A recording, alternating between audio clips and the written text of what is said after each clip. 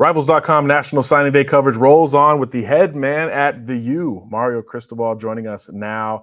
Mario, obviously a busy time for you, top 5 recruiting class, transfer portal window, spring practice coming up here really in a few weeks.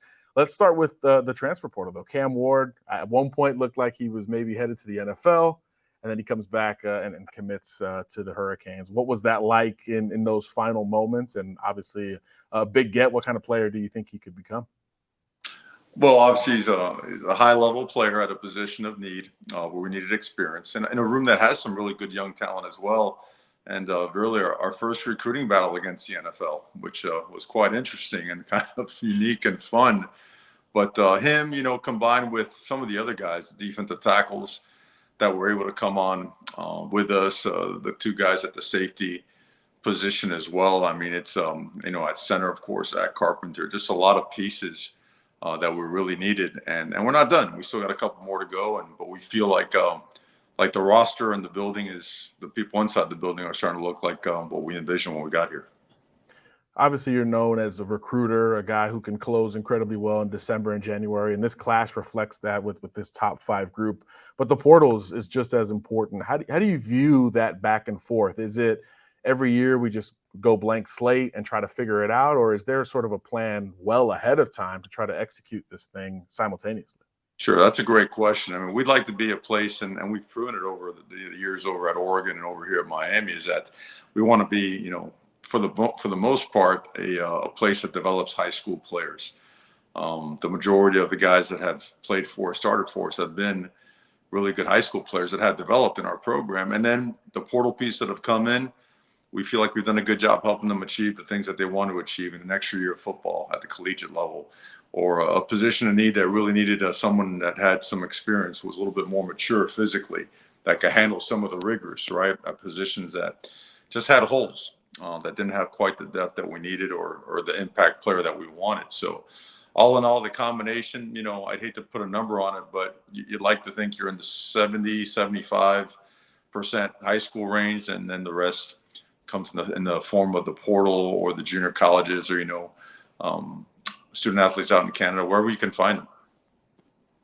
Absolutely. Talent acquisition is certainly 12 months a year. I want to dig into this high school class a little bit more. Of course, there are a lot of directions we can go. Love the receiver group, but really the defensive line group, I think, has become sort of the talk of college football recruiting on this National Signing Day 2.0, from Armando Blunt, Marquise Lightfoot, Justin Scott. I mean, so many great players. How did you put this class together? And am I missing anybody in talking about these 5 stars?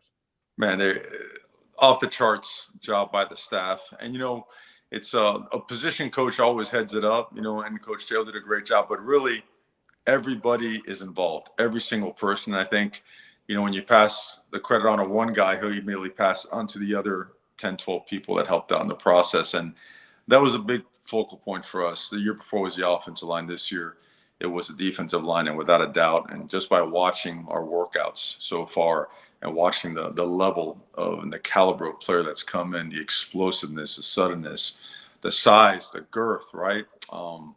Just the ability to hold the point and then change the game on third down. Just watching these guys move around, they're the right ones. It's starting to look like what Miami should look like, should always look like. And we, again, feel great about the fact that now we have 2 full classes that are going to be in the building getting ready, and that defensive line certainly was just a tremendous boon to the juice inside the building.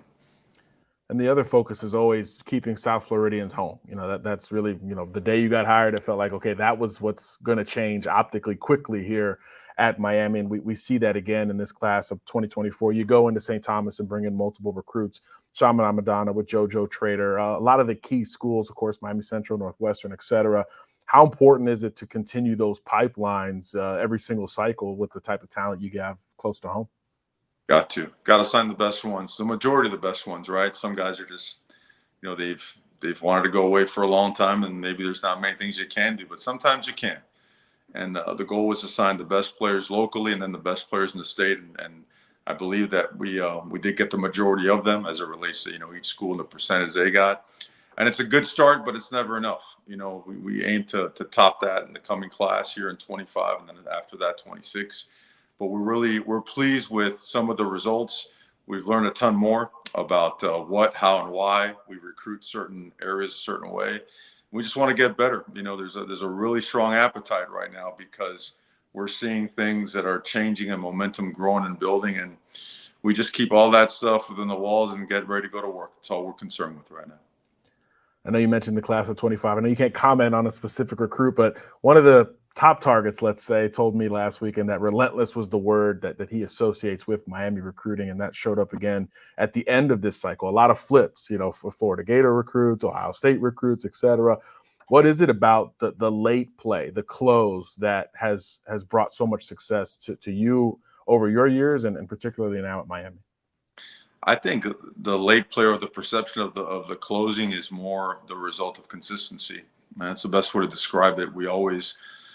We stay relentless, but we're relentlessly consistent. If that's a way to put it. But I don't think it's anything out of this world. I don't think it's anything different than anyone else is doing. We're very genuine, and this happens to be a place that I played at. And the people in this building love the University of Miami. They've seen Miami in its best days, and they know that Miami should always be in that type of, or have that type of prominence in the college football world. And that's why we all came here, or why we came back here. And so now that, again, you see the pieces, right? You always got to start within the walls, right? That's the first item of order, within the walls, the people, right? The talent level, the caliber of coaching, all that stuff is continuing to grow. And I think that, and the people in the building, and not just the coaches, I think your players, the ones that are having all the success, the 3 freshman All-Americans, the 8 freshmen that were starting late in the season, they just speak of their experience, and that is the best form of advertisement for us in recruiting. Certainly the proof is in the pudding. Stock up each year, and we'll see how year 3 goes for you here going forward. But we know from a recruiting standpoint, things are looking great down there at the U. Coach, thanks for joining us. We really appreciate it. Appreciate you. Go Canes.